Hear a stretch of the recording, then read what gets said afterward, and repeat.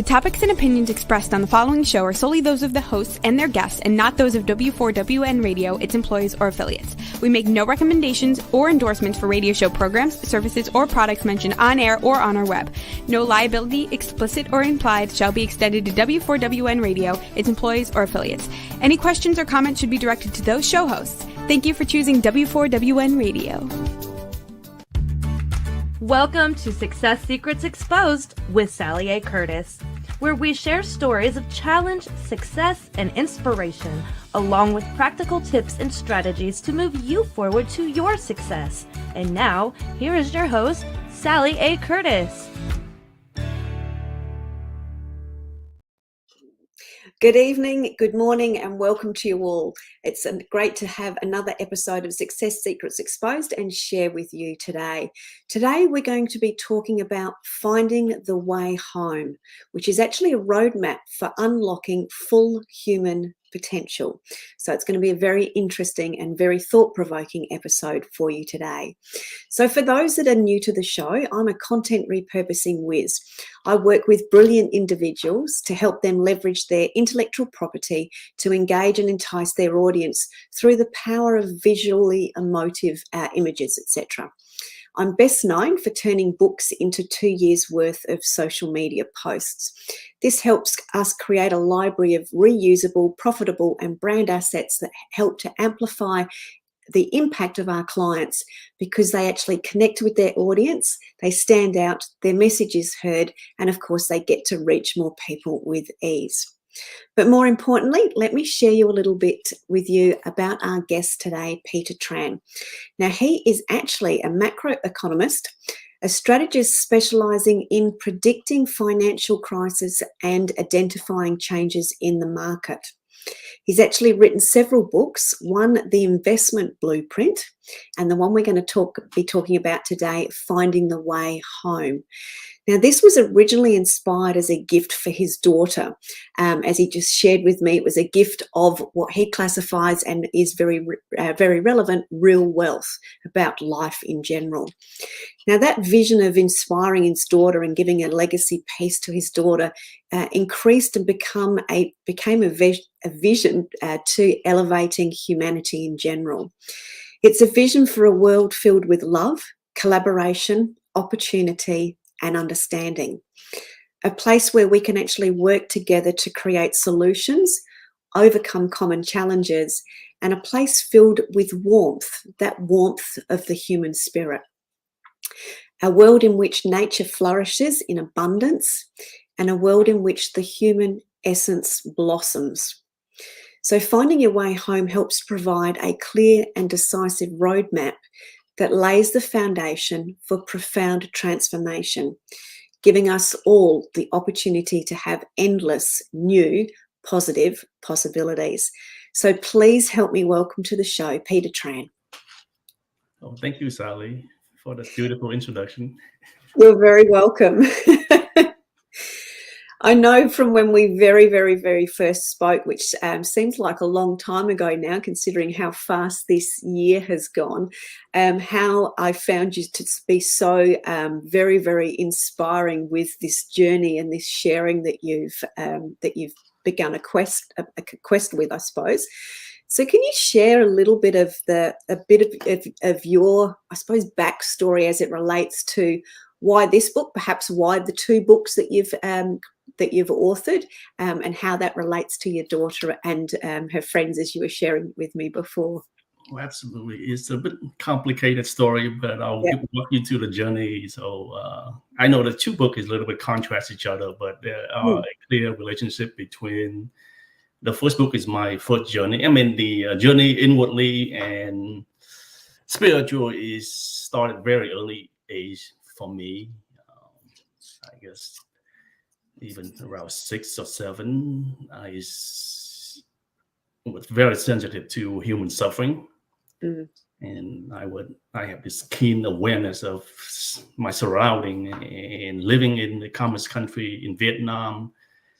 So I see a lot of human suffering, and being a refugee myself, I went through enduring that long journey as well. So, and this book is simply a long journey of inward of how to solve human suffering that I also suffer personally as well, like all of us. Yeah. And it just, for some reason, intuitively inside of me, I always knew there is a solution. And my initial naive way of thinking was, I asked my mom when I was 6 or 7 that if I could be a monk, I thought it would be the path for me to help human suffering. And thankfully, she said no. And that is, and then go to this, and then after that, I get quite lost because I have this that inner calling for me that I knew I would here on earth to do something for humanity. Very early, I was so aware of it. At 3 or 4, I knew I would not born just to live. I would want to do something, but I didn't know exactly what is it. But suffering, I thought would be the path. And since my mom say no, and I was frustrated and lost for a long time. I have this immense feeling in the calling, and yet outwardly I didn't know what to do, what is exactly my path. And I think my sophomore year in college, and then a friend of mine, she was complaining about economic class, and I was a physics and math student, and I thought, okay, let me take this class, see if I can help her. How difficult can it be, For some reason, my professor always discussed about economic crisis, and this intrigued me. And he kept mentioning this statement that nobody can predict financial crisis. And being a physics and math student, we love to tackle big problem, by nature and training, and it just happened by divide, I guess. My roommate was a business student, and he had a book on financial crisis history sitting idly on the bookshelf. So I asked Alberto, can I borrow this book to read? He said, yeah, I don't read them, So, so okay, fine, So I could read too quickly over the weekend. And I realized that the statement that my professor made it's not true, because in reality, in physics, there's only 2 events that is not predictable. Is one, if an event happened instantaneously, which means there's no time to predict. Correct. Right? And then another event that is completely random, which is no pattern. There's no pattern. You cannot predict anything. And reading to the financial crisis history, I say no. These 2 events are not violated. It takes a long time for the build up and a long time to unwinding the process. And there's a clear pattern of cycle. And equipped with that logic in mind, and I say that okay, this is a solvable problem.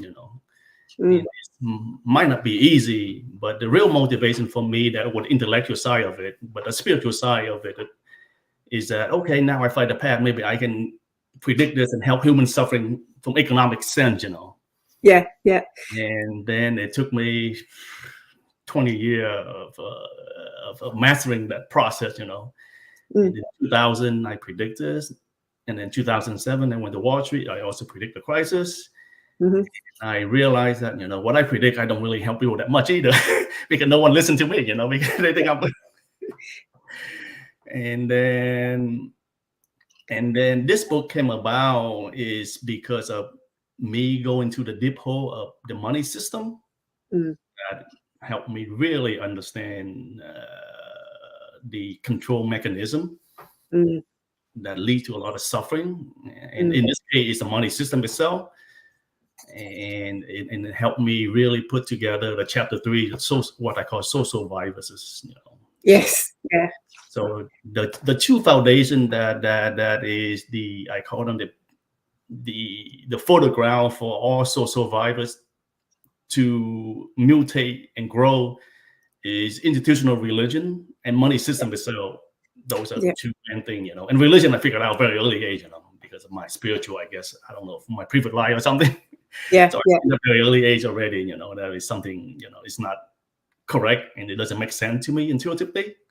By observation, of course, for instance, the concept of God, of heaven and hell, and then I reason it through and say, okay, what kind of God would create hell for the children, And this concept is really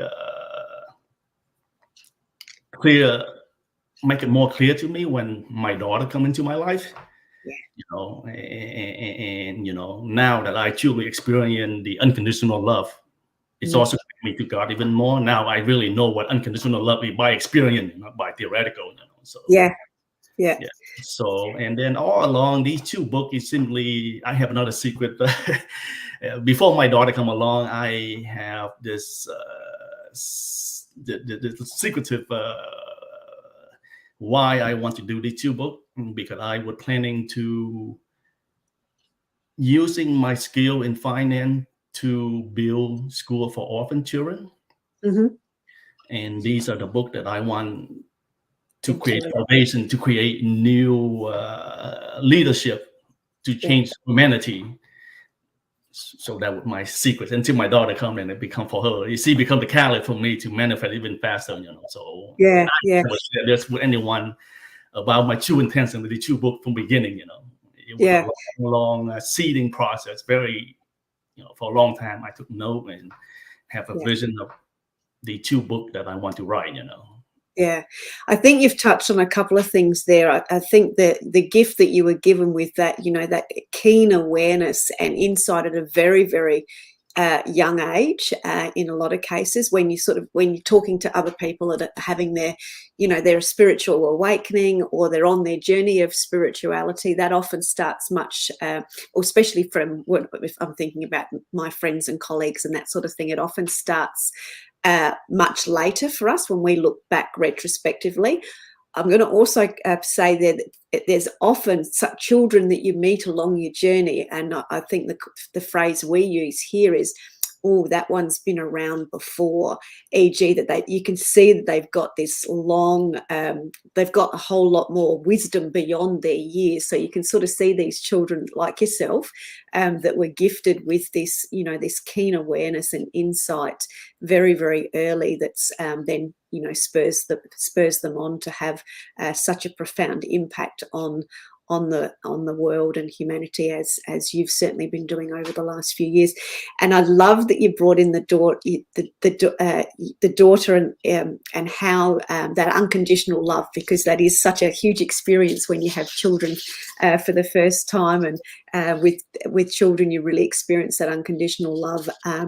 And you've also really talked about I think the patterns and the cycles as it relates to all of the work that you're doing encompassing, because you also talked about having had that, that keen awareness of suffering and, wanting to create a solution. So at such a young age, and being driven by those cycles and patterns has obviously been able for you to see with much more keen insight and awareness those things that are actually happening to others, that when we're going on in our life and we're busy, we're sort of often oblivious to them. So being able to sort of see them with those keen eyes that you've had to be able to then articulate them and then bring them forward in these two books has been such a gift. So thank you for sharing some of that.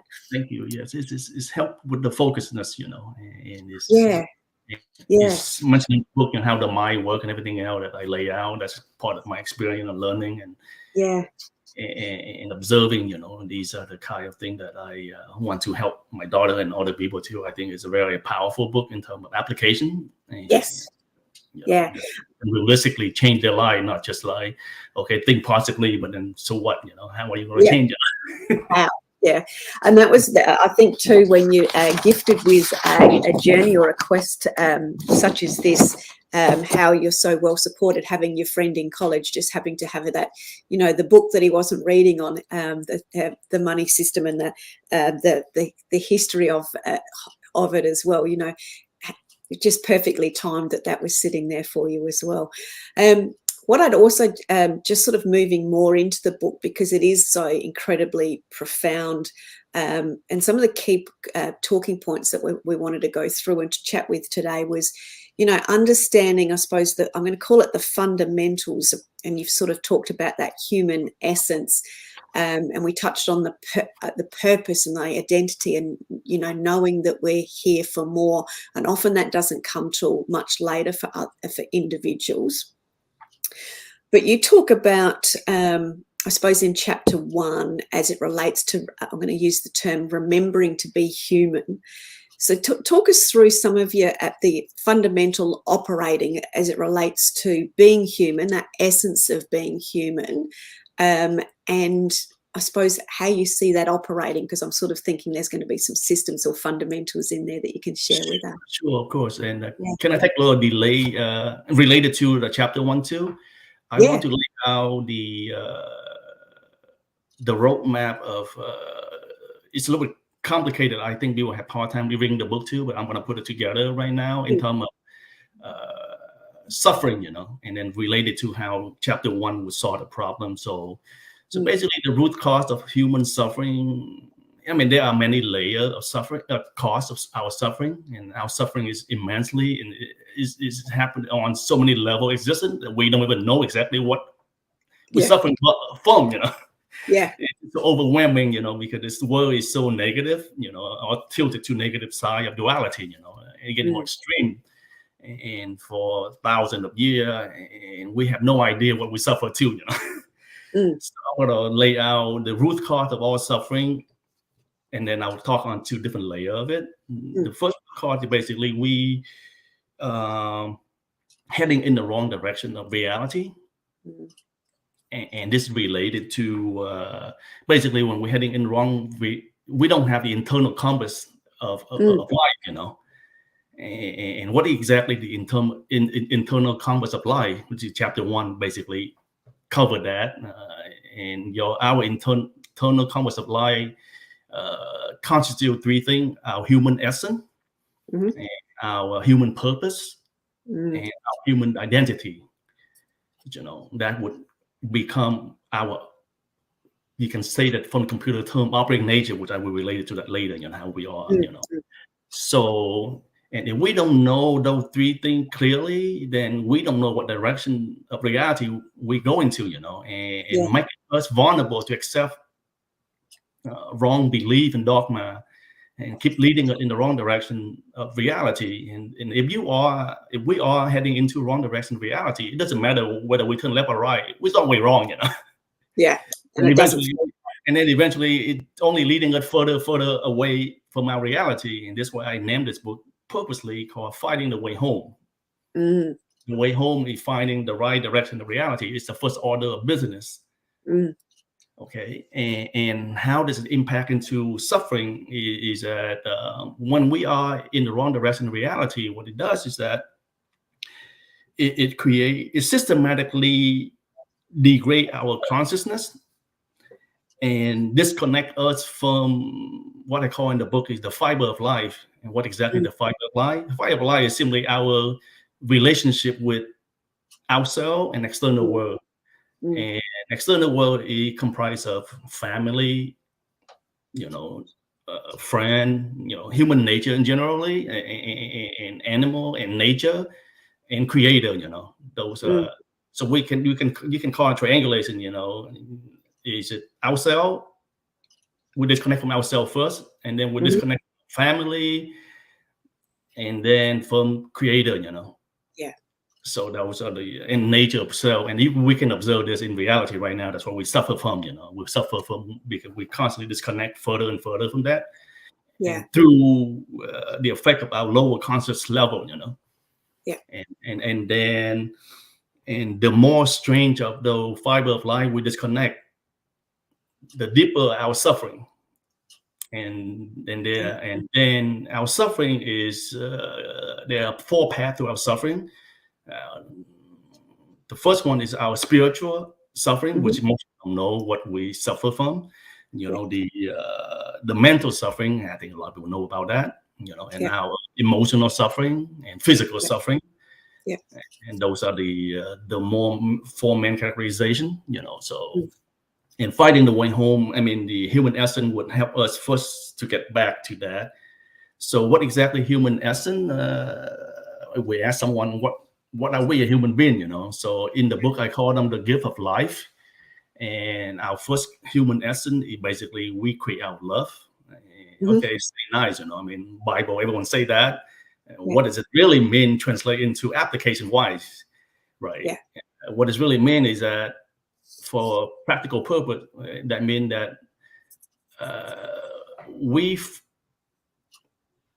our basic biological computer here. I mean, another human essence is not a gift, is that we are a biological computer and programmer in once. Okay, and this computer right here is run on positive love energy, right? Can we prove that? Of course we can prove that, right? When we're depressed, this thing doesn't work, right?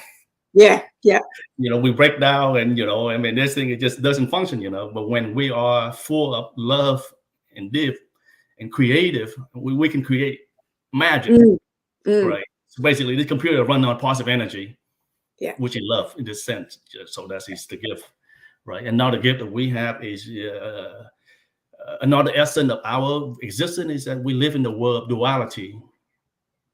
That means that the world that we live in is also have both contrast, positive and negative energy, fear and love, right? And we have many misconceptions that in order for us to be happy, we have to get rid of the negative side, which you can't, you know, which is an illusion, you know. Yeah.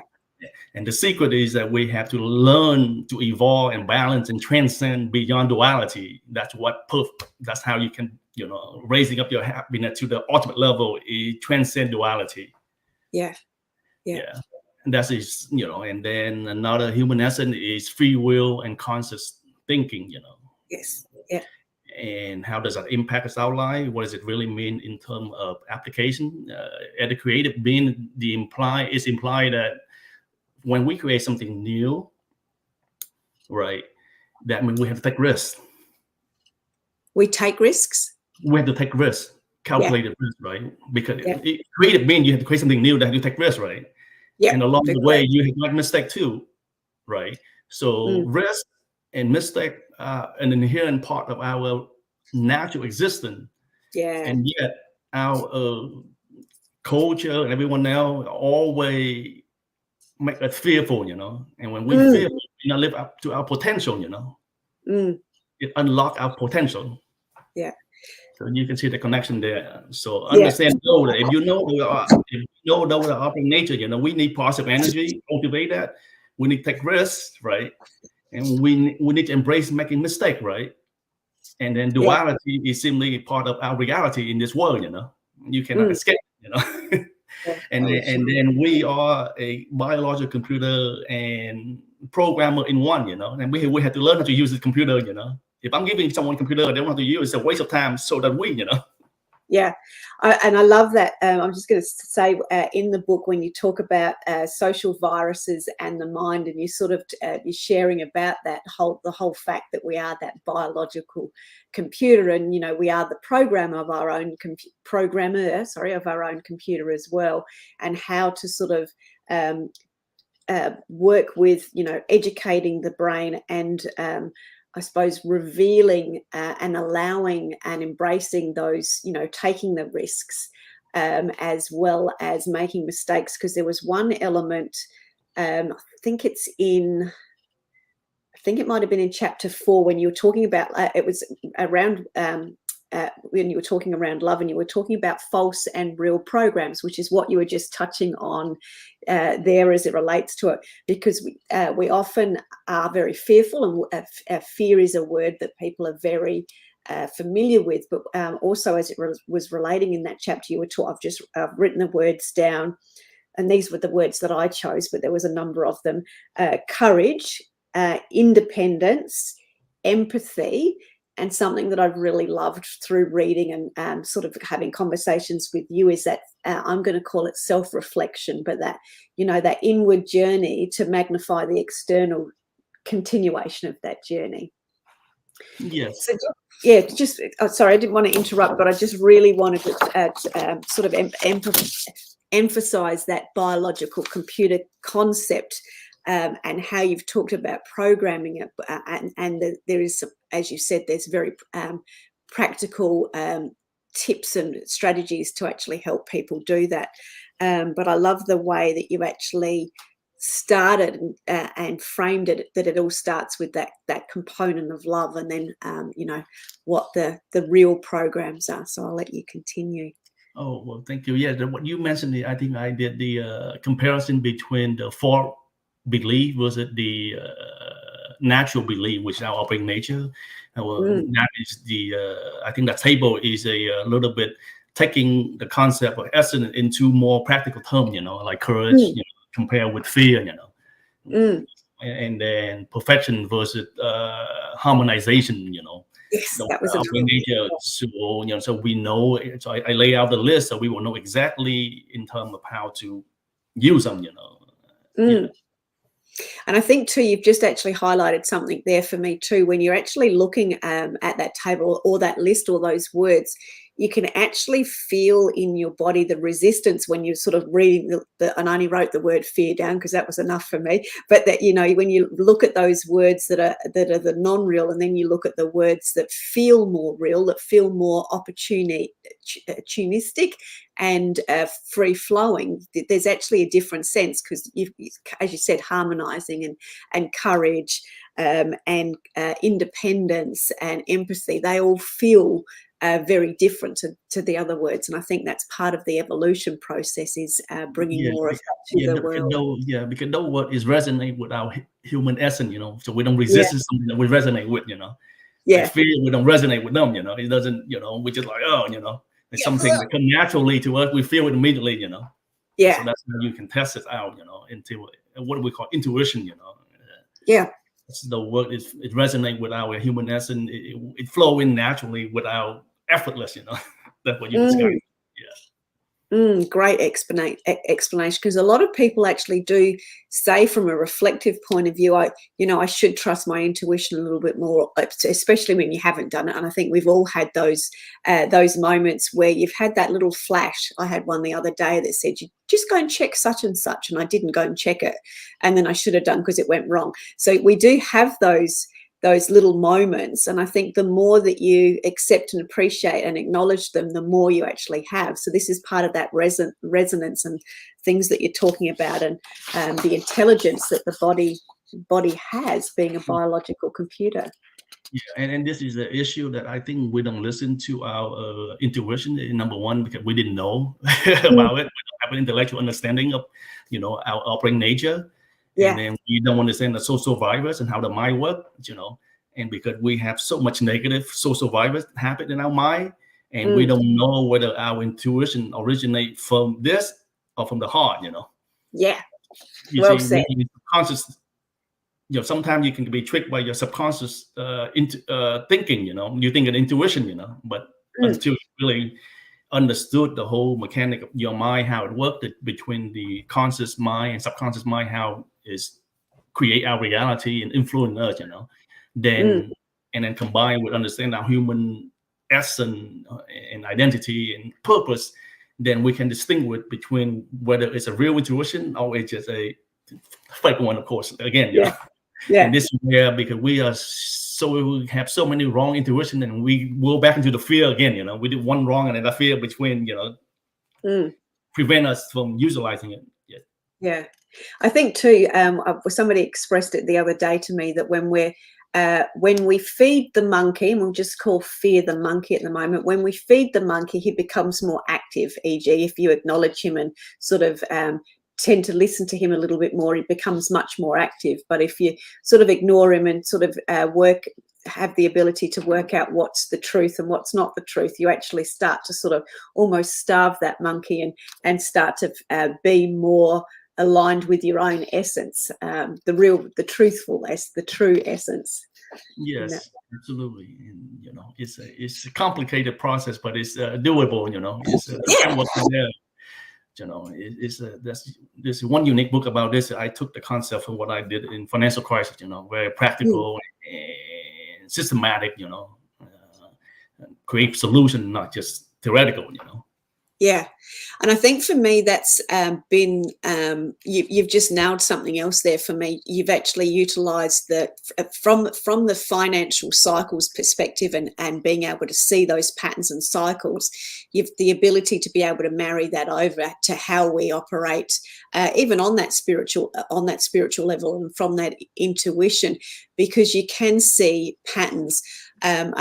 That's just resonated really strongly with me, because it wasn't until I started to be more financially aware in my life, but in my businesses as well over the last sort of 8 or 9 years, that I actually could start to see success patterns in my own life where I have actually, moved forward through fear, because I've worked out to, almost trick my monkey and sort of, sidestep him and, get onto that purposeful path.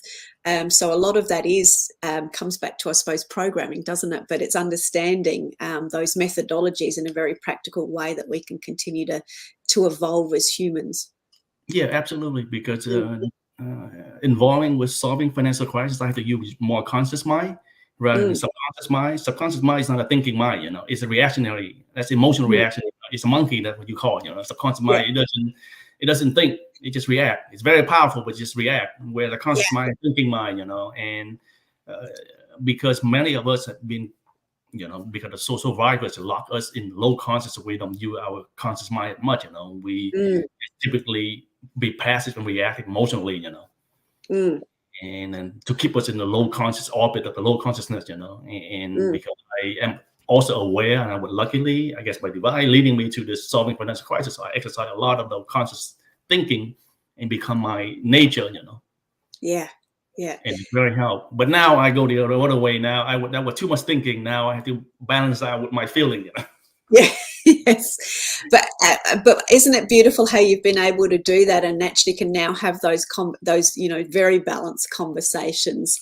And I can imagine that's how you've been able to really connect with your daughter in that manner and share these wisdoms that you've been able to share with her, and the fact that her friends, as you said originally, and now sort of obviously getting it out to the world as well. Well, thank you. Yeah, actually, the two books are kind of related. The first book, The Investment Blueprint, is like the left brain, the thinking, and this book is about the heart, Yeah. And I'm using the harmonization technique, to put them two together. Yeah, absolutely. Yeah, so which is way you can look at it that way. Yeah. Yeah, very much so. So actually, just on that note of those two books and that harmonizing nature, and we've talked about I suppose some of the roadblocks that come up from a thinking perspective and a fear perspective. What are some of the first, I suppose, some of the things that you actually notice with people when they're going through this process of self-reflection? Have you seen sort of or been able to sort of witness some of the transformations or some of their aha moments where they've had a realization and been able to share that back with you as well?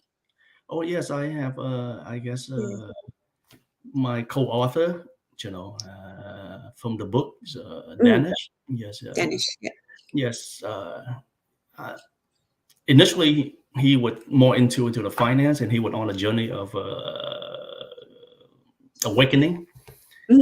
I'm very observing, and I know the concept that when the student ready, then you teach them. You don't teach. Yeah. So, and then I help him in the explaining to him in the investment blueprint a lot. He helped me with put the book together in terms of the cover and the website and everything else. Yeah. And we become great friends. And then he had asked me a lot of questions about spiritual. I try to know who he is. And I observed him for about a year, and the question he asked was deep and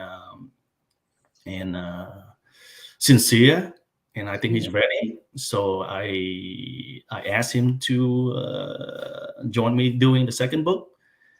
Not that I know that he can write honestly, because he doesn't know, but I want him to involve so I can accelerate his process, because I know how the mind works, And then now he's just completely a different person, And then 6 months or 9 months ago, he had a hard time with his son. And after the book of love, understanding the lack of love, he's like, Peter, I realized I thought I was a good father, but based on this, I'm not even close. Yeah. And he complaining about his son playing game a lot. How can I awake him? I say, you can awake him. They're young. They don't have a lot of social survivors. You just have to teach them the right way. Yeah. And now this kid is just no more game and asking deep questions. Yeah. And that's how effective it can change. And then he also helped his cousin in Canada. She was in deep depression and using some of the stuff in the book. And then now she just become a completely different person, and she helps so many people in her work too. So yeah. And I have one student contact me from LinkedIn, and it was very sweet of him. Told me that his book changed his life completely. Yes. So yeah, that's beautiful. And is that as part of with that sharing? I think that was the I think it must have been one of the chapters. There was you talked about the key ingredients for love, and I was just skimming over that bit again this morning actually, and there was some of my own aha moments. But that's really where you're starting to get to understand that sort of holistic happiness, and the quest and the search comes from within.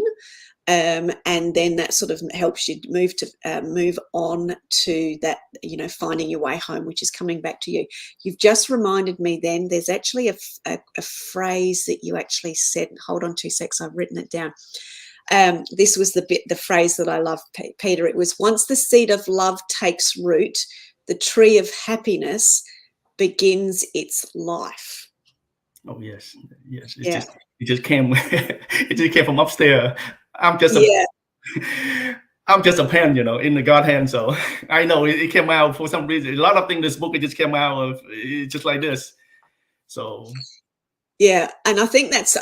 I'm glad you shared that, because that was certainly something that I have felt when we've connected, and then going through the book and those sorts of things was there was lots of those, for me, blinding flashes of the obvious and those aha moments, but there was a lot of deep connection or shift or touching of elements reading through those books. So it's certainly been divinely guided through with your practical nature and those systems, and being able to reflect that through there as well. One of the questions that I wanted to touch on too, as it relates to just giving the audience some forward movements, because I know we're going to get to the end of the show real quick, was you also talked about helping people to look up and look within versus looking down. So that, the ability to look up, I sort of see it as look up and out to be able to continue forward movement. So that sort of is that message of looking up and sort of almost seeing, is that helping people start their journey from a purpose perspective? What's your concept around that? Yes, basically rewiring our our belief system the way is creating new operating system. We have been operating in the system where we keep look up at other people and look down on other people. That's where division coming. This is where the division virus coming in. They make us look up and look down, and become an actor of acting out the life order rather than us. So that's why the phrase I was saying. Then don't look up and look down. Start looking within and go forward. Yeah, beautiful. Yeah. Much better said. Thank you. And all the answers lie within. The answers lie within. And you also talked about, and I think this is where, for me, I'm I suppose even from a financial and investments perspective, I'm probably slightly more or less risk averse than lots of other people. I do tend to be a bit of a risk taker, but I love the way that we talked about earlier about risks and mistakes actually helping us have that forward movement. And I've always loved the phrase, fail forward fast, because that's where you get your learnings from. But you've also talked about the embracing mistakes. And you talked about the suffering path, which we sort of discussed quite a bit, but you've also talked about the wisdom path. So can you share that a little bit with us as well, that the wisdom path of converting the information into life lessons and forward movement? Oh, yes. The reason why we don't embrace mistake is, because we only think of mistake only in one direction. Actually, mistake have two paths. One is leading to suffering. One lead you to wisdom and meaning of life. As we say earlier, our fundamental nature is that we are creative being, and we supposed to take risks and make mistakes, and only through mistakes that we can evolve. That's what our purpose is. That's our true purpose of human purpose, is to evolve and to learn, and from mistakes, right? And the reason why we don't embrace them, because we only think mistake in terms of suffering. Mistake manifest to suffering, and we don't learn from that, and fear of that, avoiding that, brush them under the knee. But if we embracing that and say, okay, this is an opportunity for me to learn, then and lead me to wisdom, then you no longer be afraid of making mistake. You always welcome them, and then you take a better calculated risk. You don't take crazy risk. Yeah, that's a very good way of saying it. Thank you. Yeah.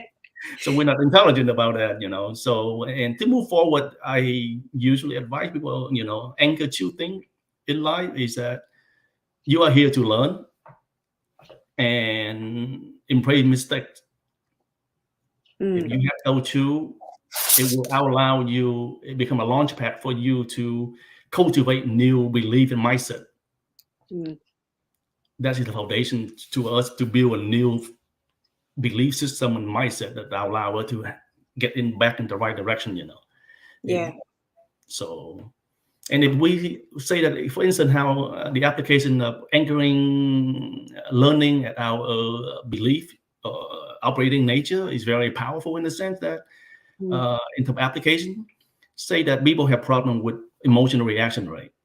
I'm listening to critic, I say, what can I learn, and my monkey mind cannot react now because I am thinking, Yeah. Yes. You see my point? And when you do that, you don't allow that the signal to trigger your monkey mind, which is subconscious mind, to react, leading to all kind of trouble, Yeah. Yes. So you anchor your life that I'm here to learn. I'm always learning, So when you deal with anyone, say, okay, what do they say? What can I learn, So you're always thinking using the more conscious mind, Yeah. And that would delay the emotional reaction. And eventually, if they delay it enough, you can cure your habit, And it's one of the things that I would also want to touch on is that the most coach, self-help coach, they're not successful because they focus only on the offense side of changing the new habit, but not playing defense, The concept right here, meaning that you want to create new habit, but yet you have to play defense too, meaning that if you score one, but your bad habit score 3 or 4 times, you always lose, Yeah. So the question, how do you control that, So in early stage of cultivating new habit, because our habit is still weak and we don't have, we have to rely more on defense, meaning controlling our emotional reaction while we cultivate our new habit, This mechanic kind of mind work, but that's very powerful, in terms of thinking, in terms of changing, you need to play defense, and because our senses is basically a receiver of signal, and unfortunately, the world that we live in is just beaming so many negative signals, and our mind is full of negative viruses, social virus, it's so disempowering and so uninspiring, and we don't block it out, then it will activate them, It would activate them, then it would overpower what you try to change, Yeah, agreed. And I think that was why I love, we're just coming to add to the end of the show, but that was why I really loved the book, was because of the practical natures of the way the book's spelled out, to sort of really help you see the insights behind that. Certainly realize some of the, monkey processing, or those social viruses that we have, and the practical tips to move yourself forward, so you can continue to, I suppose, almost stack those success habits on top of each other, so that side becomes stronger, which is the the side you were talking about the defense and those sorts of things. So the best place for people to actually connect with you, Peter, is via LinkedIn from memory, and people can connect with you on LinkedIn. And we're just going to pop up the website just on the ticker there, where you can find more on Peter and Dinesh and the book Finding the Way Home. So that's findingthewayhome.org. We're just about out of time. Any small and short closing comments, Peter? But I would love to say thank you very much for joining us and sharing so much wisdom. But any closing comments from you? Yes, I just want to share with everyone that, that we are very powerful being. We have not tapped in our potential yet, and this book would help you, to bring your power back, and make your life more meaningful, and believe that you can do it, because the concept that we install the social right and make us don't believe in ourselves, we're weak and we're evil, those kind of concepts that bombarded us, and now we're completely rewinding our operating nature system, and then that is, people should, look within, and they will see how powerful, how beautiful we are, Yeah, and there's going to be one phrase I'm just going to leave people with, which I've highlighted in big bold letters in my notes, was creating unshakable belief. And that's that unshakable belief in ourselves and in the potential that we have. And on that note, I'd love to say thank you very, very much again, Peter. Thank you, everyone, for listening to the show, and for those listening to the show in the future, welcome and thank you very much. And we will look forward to seeing you again on another episode of Success Secrets Exposed. Thank you again to Peter. Thank you, Sally.